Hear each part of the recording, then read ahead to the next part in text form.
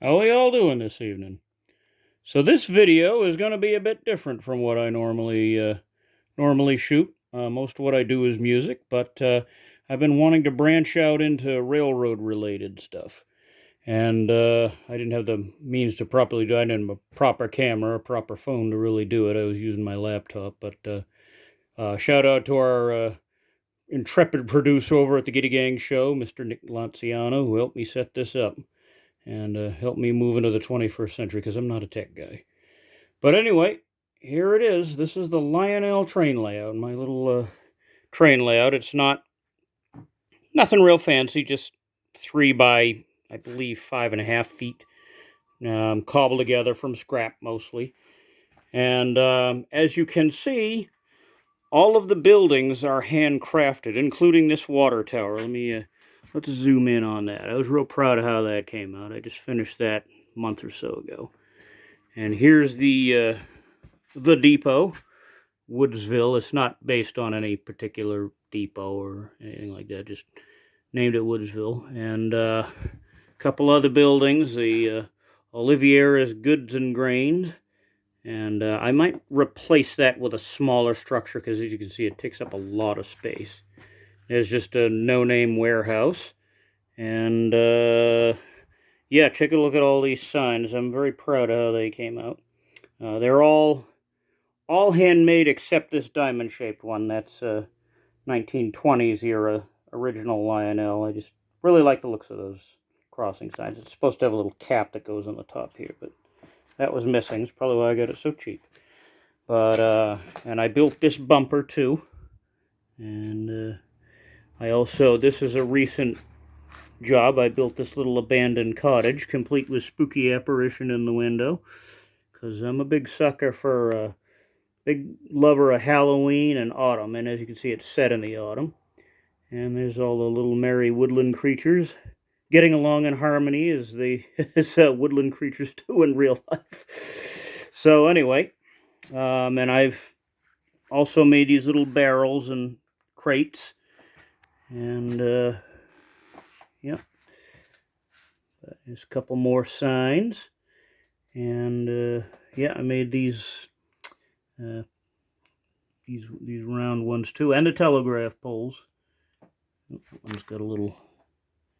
It's supposed to be up like that, but as you can see, it's kind of set loosely in the 1950s post-war era. A lot of what I collect for Lionel is post-war. Oh yeah, that's Farmer Bob, who's yelling at his sheep who keep escaping.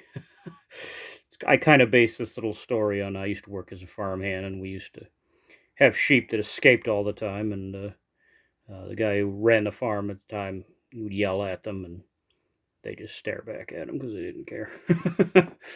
So anyway, empowering today's train is Lionel number 1666, built in 1946, 47, thereabouts. So, yep, still runs. And this, I'll make some stuff on my locomotives in the future. But this one is my most recent acquisition and the oldest. And yeah, like I said, it's built in the mid to late 40s and still runs. And this had been in a fire, or it showed evidence of fire damage. I don't think it was like directly in the fire, but that engine was all covered in soot and it got up inside there. But I managed to clean it and get it running again. And it's powered by this 110 RW type multi-control Terrain Master. These were made between, I believe, 1945 and 1954. And I found this at a local junk shop, and I had to send it away for work to Joe Polidora at Whistle Stop Train Repair. Shout out to him. Highly recommend him if you need train work done. But it's a good running little transformer, and I really love the Art Deco lettering. And its only drawback is that it's rather large and takes up a lot of space on such a small layout. So anyway, yeah, I think I covered pretty much everything interesting. Please ignore my messy man cave in the background.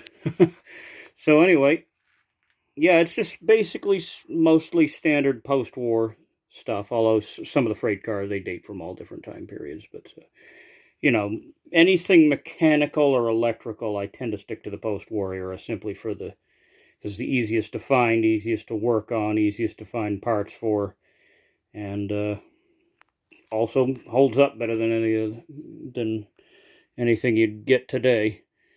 So let's run her around a bit. There we go.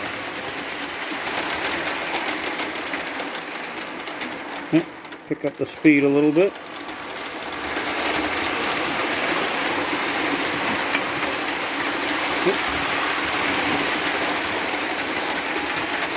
And back up so you can get a better view.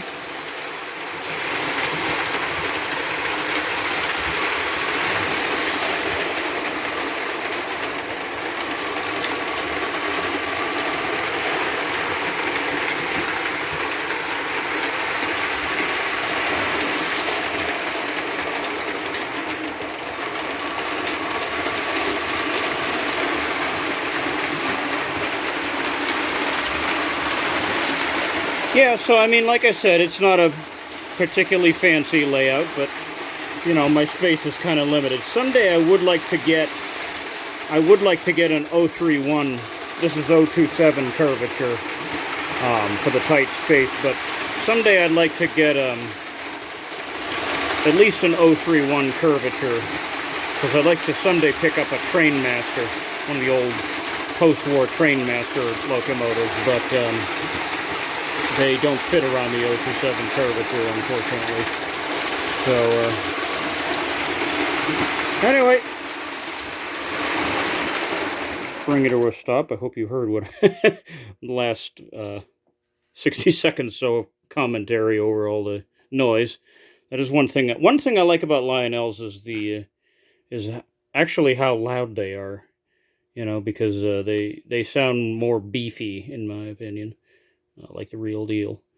So, but anyway, so in future I will be making more train-related content when possible.